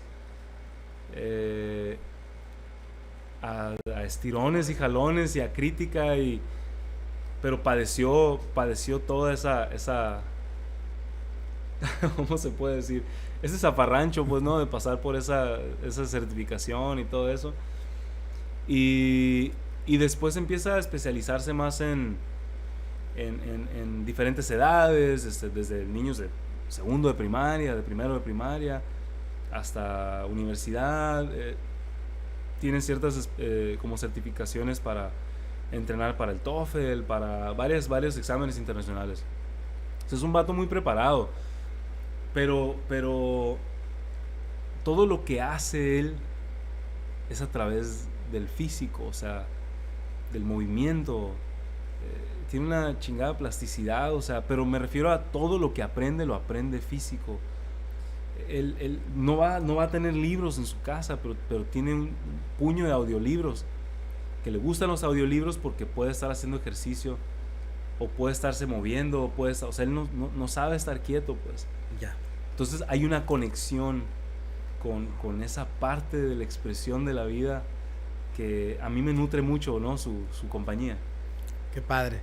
Qué padre que tengas esta experiencia que también seguramente forma parte de lo que te llevó a generar tus autodescubrimientos. Para las personas, bueno, eventos futuros de I Am Human o personas que quieran darse cuenta de qué está ocurriendo con I Am Human o con Gamma H, ¿dónde te pueden seguir? Es muy fácil para seguirme a mí. Todas mis redes sociales están como I am Gamma Arche. O si pones Gamma Arche no te sale otro. Y en el caso de las redes de I Am Human, igual, si tú pones I Am Human, en algunas está como I Am Human-TV y en otras está como I Am Human.tv. ¿Por qué? Pues porque nos ganaron tanto en una como la otra. No pudimos agarrar todas las redes igual, pero si tú pones I Am Human te sale ya sea Twitter, Facebook, Instagram, YouTube.